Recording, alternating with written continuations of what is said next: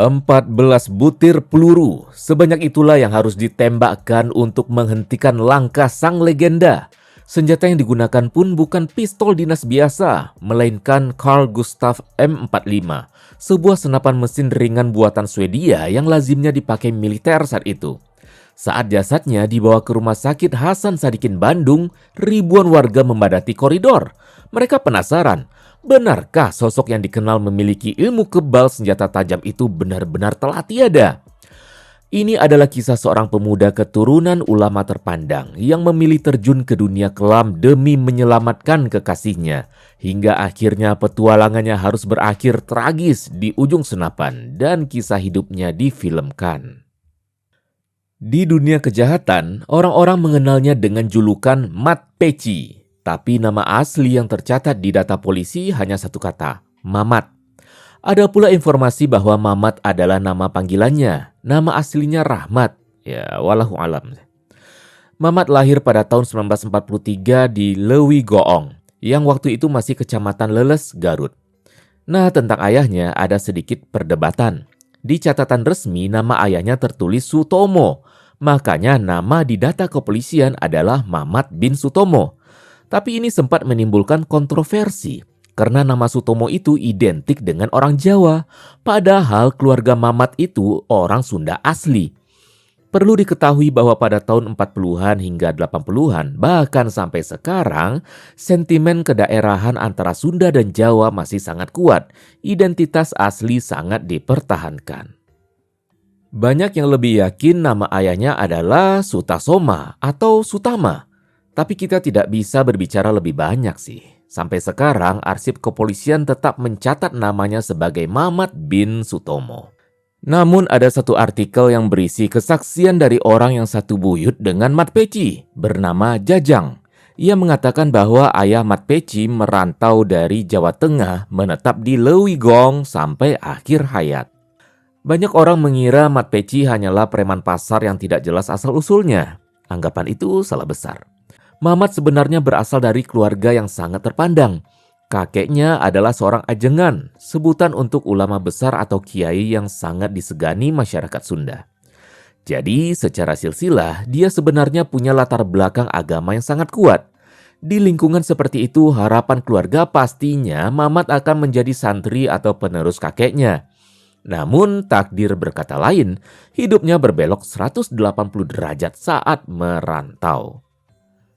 Dalam kesaksian seseorang yang dipanggil Abah Karna yang sudah sepuh, ia dulunya adalah pesuruh di keluarga Sutomo selama 10 tahun. Ia pula yang ditugaskan mengasuh Mamat. Semasa kecilnya, Mamat sering menghabiskan waktu di madrasah dan masjid, kemudian masuk ke beberapa pesantren mematangkan ilmu agama Islam. Hobinya membaca buku, main bola di halaman stasiun Lewi Goong, dan berenang di Sungai Cibuduk atau Sungai Cipacing. Mamat kecil juga tidak pernah berkelahi sama sekali. Ia sopan dan baik kepada semua orang. Tapi sayang, anak kesayangan keluarga terhormat itu justru tumbuh menjadi sosok yang paling dicari polisi di jalanan Bandung pada tahun 70-an. Di Garut, Mamat yang beranjak dewasa mempunyai seorang kekasih bernama Eis. Namun hubungan mereka ditentang oleh orang tua Eis karena selain bandel, Mamat saat itu tidak punya pekerjaan tetap. Namun rumor ini ditepis oleh Jajang yang satu buyut dengan Mamat. Tidak ada masalah dengan keluarga Eis. Orang tua Eis juga ustadz yang saling kenal dengan keluarga Mamat. 5 tahun menjalin hubungan, lalu dilamar, tunangan. Dikarenakan saat itu Mamat belum punya pekerjaan tetap, lalu ia pergi merantau meninggalkan kampungnya ke kota Bandung. Sebenarnya, oleh orang tuanya, Mamat disuruh untuk dagang kelontong dimodali. Hanya Mamat menolak, egonya muncul. Harga diri dong, udah gede ini ah. Mungkin itu pikir Mamat, ia mau berusaha sendiri. Saat itu keluarganya tidak ada yang tahu apa pekerjaan Mamat di Bandung. Hanya yang pasti 5 bulan setelah meninggalkan kampung, Mamat muncul ditemani 2 temannya. Menginap 3 malam, menemui orang tuanya, menemui kekasihnya. Setelah itu pergi lagi berangkat meninggalkan kampung. Di tahun 70-an ada fenomena urbanisasi di mana anak-anak muda daerah merasa malu atau tidak cukup puas hanya menjadi jago kandang di desa. Meskipun status keluarga mereka terpandang, mereka ingin pembuktian diri di kota besar. Tapi Bandung bukan kota yang ramah bagi pendatang, siapapun dia. Mamat yang di kampung disegani sebagai cucu kiai, di Bandung hanyalah satu dari ribuan perantau yang mengadu nasib. Nama besar kakeknya tidak laku dijual di kota, orang-orang tidak peduli. Tanpa bekal keahlian khusus untuk pekerjaan kantoran, dia terpaksa mengambil pekerjaan yang sangat keras di jalanan, menjadi calo karcis bioskop Liberty dan Cahaya. Pakaiannya saat itu necis dan rapi, sering memakai peci, sering pula memakai pakaian ala koboi. Tahun itu memang demam film koboi melanda Indonesia. Nah, mengapa calo karcis bioskop disebut profesi yang keras? Bioskop zaman dulu tidak seperti bioskop zaman sekarang. Kalau hari ini kita mau nonton bioskop, tinggal datang atau buka aplikasi di HP, pilih kursi, bayar, lalu duduk manis di ruangan ber-AC. Semuanya teratur, hening, dan nyaman. Tapi di tahun 70-an, bioskop saat itu lebih mirip pasar kaget yang bising daripada tempat hiburan. Tidak ada sistem booking, tidak ada jaminan nomor kursi. Prinsipnya brutal, hukum rimba. Siapa cepat, dia dapat. Maka seringkali timbul gesekan antar calo dalam perebutan wilayah. Tak jarang pula berakhir dengan pembunuhan. Persaingan antar calo yang semakin ganas membuat Mamat susah bergerak. Ekonominya juga tak berubah. Meskipun begitu, tekadnya untuk mengumpulkan uang demi Euis tak padam. Ia akhirnya nekat mengumpulkan uang lewat jalan yang lebih kejam, merampok. Ia mulai melakukan aksi perampokan kecil-kecilan di daerah Bandung sampai Cirebon. Ada yang mengatakan bahwa ia sering mencuri lampu petromak. Namun yang jelas karena perbuatannya itu, ia jadi sering keluar masuk penjara. Nah, di dalam penjara inilah dia diduga mempelajari ilmu kebal. Saat melakukan pencurian di Cirebon, ia sempat tertangkap oleh polisi bernama Mayor Tony Sugiarto dan dijebloskan ke penjara Cirebon. Mayor Tony Sugiarto ini adalah ayah dari Bima Arya, mantan wali kota Bogor dan wakil menteri dalam negeri Indonesia saat ini. Namun berkat kelicinannya, Mamat berhasil kabur dari penjara kembali ke Bandung.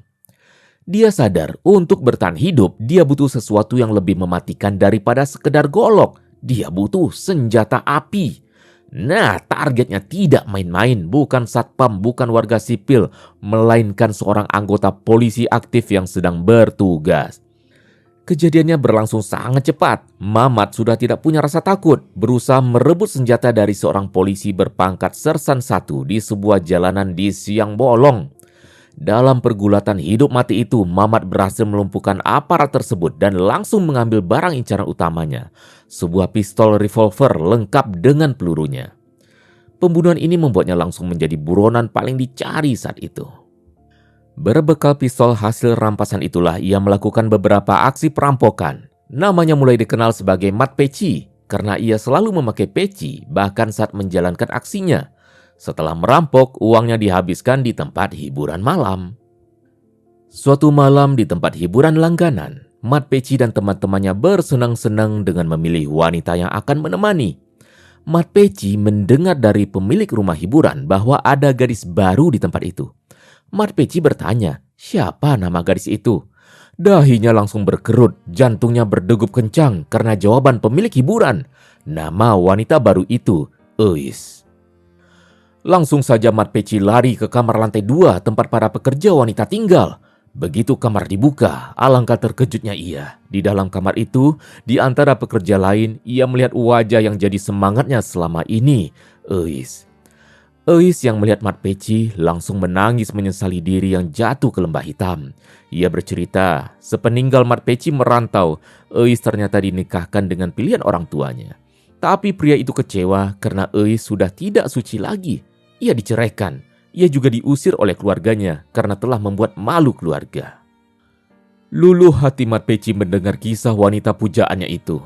Ia lalu berjanji akan mengumpulkan uang agar bisa membeli Euis kepada pemilik rumah hiburan, mengeluarkan Euis dari lembah hitam. Cinta pun bersemi kembali dan kejahatan Mat Peci semakin menjadi-jadi demi menebus kekasihnya. Beberapa kejahatan dilakukannya berbekal pistol rampokan. Di antaranya ada 3 kasus besar. Pada 10 September 1977 di Jalan Naripan Kota Bandung, ia memantau seorang karyawan Bank Karya Pembangunan. Saat karyawan tersebut keluar dari bank dengan membawa uang tunai yang besar, Mat Peci langsung menghadang karyawan tersebut tepat di depan bank. Dengan tenang, dia mencabut pistol dan menembak mati targetnya. Suara letusan senjata api membuat orang-orang panik, tapi tidak ada yang berani mendekat karena takut ditembak mati. Mat Peci dengan santai menyambar tas berisi uang, lalu pergi menghilang. Setelah sukses merampok di Jalan Naripan pada bulan September, Mat Peci kembali beraksi 3 bulan kemudian, tepatnya pada bulan Desember 1977. Targetnya adalah seorang petugas pembayar gaji yang baru saja mengambil uang tunai dari Bank BNI. Uang itu rencananya akan digunakan untuk membayar gaji karyawan sebuah perusahaan. Saat petugas itu melintas di kawasan yang biasa ia lewati, Mat Peci langsung mencegat. Tanpa basa-basi, dia menembak korban. Begitu korban roboh bersimbah darah, Mat Peci mengambil uang gaji karyawan tersebut dan kabur. Aksi selanjutnya, Mat Peci menembak mati pasangan suami istri yang membawa uang ketika korban baru turun dari becak di depan rumahnya. Aksi itu dilakukan tak begitu jauh dari pos polisi. Tidak ada takut-takutnya emang ini orang. Tindakan Mat Peci ini membuat berang polisi karena sudah menyasar warga di depan rumah. Dan kejahatan ini dilakukan hanya kurun waktu 6 bulan di siang bolong pula. Ande-mande. Menanggapi situasi darurat ini, Komando Daerah Kepolisian Jawa Barat segera menggelar rapat khusus. Mereka sepakat bahwa pendekatan biasa tidak akan mempan untuk penjahat yang memegang pistol dan punya ilmu kebal. Ditunjuklah Mayor Tony Sugiarto, Komandan Kesatuan Serse Kota Besar Kepolisian Bandung untuk memimpin operasi perburuan ini. Penunjukan Mayor Tony bukanlah kebetulan. Dia adalah orang yang pernah menangkap Mat Peci di Cirebon dulu. Dia paham betul karakter dan kelicikan buruannya. Jadi Mayor Tony ini pindah dari Cirebon ke Bandung saat itu. Mat Peci yang saat itu sudah membentuk kelompok sangat sulit dilacak. Polisi tidak tahu mereka bersembunyi di mana. Mayor Tony dengan kepintarannya memakai taktik divide et impera, adu domba lalu kuasai. Dalam sebuah konferensi pers akan kasus kejahatan Mat Peci, Mayor Tony menyebutkan jumlah uang yang berhasil dirampok oleh Mat Peci dan kawanannya. Dan jumlah uang ini jauh lebih besar dari jumlah asli yang dirampok. Berita ini sampai ke telinga kawanan Mat Peci. Mendengar jumlah uang yang disebutkan polisi jauh lebih besar, membuat kawanan ini curiga. Ada pembagian yang tidak adil di antara mereka. Taktik Mayor Tony ini berhasil. Kelompok Mat Peci menjadi pecah. Mereka tak percaya satu sama lain. Pergerakan mereka jadi mudah dideteksi. Dan beberapa anak buah Mat Peci berhasil ditangkap. Dari sinilah Mayor Tony mendapat informasi di mana Mat Peci sebenarnya. Di sebuah tempat hiburan malam. Menjadi buronan polisi tidak membuat cintanya pada Eis padam. Mat Peci bahkan sempat membawa Eis bertamasya ke Danau Cangkuang di Leles, Garut. Tanpa rasa takut akan ditangkap, mereka naik rakit menyeberangi danau menuju candi. Di atas rakit itulah, Mat Peci berjanji akan segera menikahi Eis. Dia yakin uang hasil rampokannya sudah cukup untuk memulai hidup baru. Namun tanpa mereka ketahui, mereka melanggar mitos setempat. Katanya, pasangan kekasih yang belum menikah dilarang menyeberang bersama ke Candi Cangkuang. Jika dilanggar, hubungan akan putus. Sementara itu, polisi melakukan operasi pemburuan Mat Peci. Operasi ini dinamakan Operasi Kalong. Ruang gerak di Bandung dikunci total. Naluri Mat Peci mengatakan bahwa ia dalam bahaya. Apalagi anak buahnya sudah banyak tertangkap. Demi menyelamatkan dirinya, 4 Februari 1978 ia kabur ke Leuwigong meninggalkan Eis.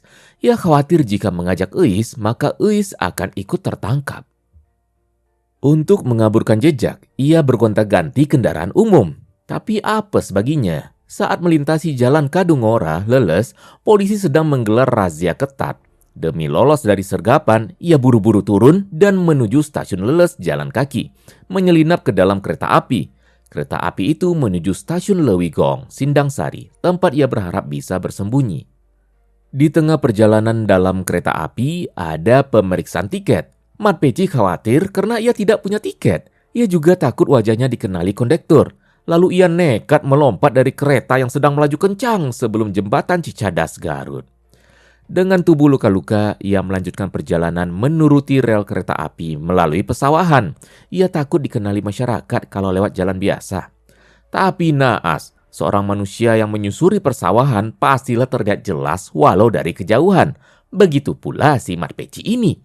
Beberapa penduduk setempat melihatnya berjalan di tengah sawah. Warga ternyata sudah tahu wajah Mat Peci karena melihat selebaran yang disebarkan polisi. Warga tersebut segera melapor kepada aparat desa. Lalu salah satu anggota Banpol atau Hansip bernama Entik bersama dengan polisi Sersan Bana pergi ke stasiun Lewigong untuk melakukan penyergapan. Sementara itu, Mat Peci dengan tertatih sampai di stasiun Lewigong. Di pojok luar, ia duduk letih menahan rasa sakit. Bayang-bayang wajah Eis adalah obatnya saat itu. Tanpa ia sadari, Entik dan Sersan Bana sudah mengintainya. Mereka langsung menyergap Mat Peci. Mat Peci terkesiap dan mencabut pistol dari balik jaket. Namun pistol Entik yang berjenis Carl Gustav M45 lebih duluan meletus. Peluru menghujani tubuh Mat Peci. Ia ambruk dengan bersimbah darah. Berakhirlah hidup Mat Peci yang dikenal mempunyai ilmu kebal itu. Singkat, padat, mati. Jasadnya dibawa ke rumah sakit Hasan Sadikin, Bandung.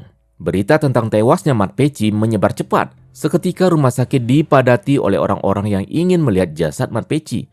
Mereka penasaran akan kematiannya. Jenazahnya dimakamkan oleh keluarga dan polisi di TPU Sirnaraga, Jalan Pajajaran, Bandung. Demi keamanan, makamnya tidak diberi nama Mat Peci. Di nisannya tertulis nama samaran, Dharma Utama. Atau itu nama sebenarnya? Siapa yang tahu? Sampai bertahun-tahun kemudian makam ini sering didatangi preman-preman muda yang percaya kalau tanah kuburannya mengandung sisa-sisa ilmu kebal. Tapi kini makam Dharma Utama alias Mat Peci sulit ditemukan. Penjaga kubur setempat pun mengaku kalau mungkin kuburan tersebut sudah tidak terurus lagi, mengingat tidak ada lagi yang ingin berziarah ke makamnya. Masih di tahun yang sama, 7 bulan setelah kematiannya, kisahnya difilmkan dan meledak di pasaran. Tiket seharga Rp650 ludes dalam sekejap. Itu sama dengan 50 ribuan sekarang. Ribuan orang rela berdesakan demi mengetahui jalan hidup Mat Peci yang penuh lika-liku. Ada beberapa kontroversi dari kisah Mat Peci ini. Ia diceritakan sebagai perampok sadis yang menghamburkan uang di hiburan malam. Tapi ada yang mengatakan uang itu dibagikan kepada orang miskin sekitar maupun di kampung halamannya, bukan dihambur-hamburkan untuk berfoya-foya. Ada pula rumor bahwa Mat Peci tewas karena dikhianati kerabatnya sendiri yang membocorkan kelemahannya. Warga percaya tanpa pengkhianatan orang dalam, peluru biasa tidak akan mempan terhadap ilmu kebal. Jadi kelemahan ilmu kebal si Mat Peci ini harus ditembak pakai peluru emas. Ada juga yang bilang kalau kerabatnya membocorkan bahwa kelemahan ilmu kebal Mat Peci ada di kaki. Kakinya tidak boleh terluka. Kalau terluka, ilmu kebalnya luntur.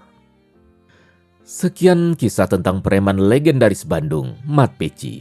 Terima kasih sudah mendengarkan dan sampai jumpa di kisah-kisah selanjutnya.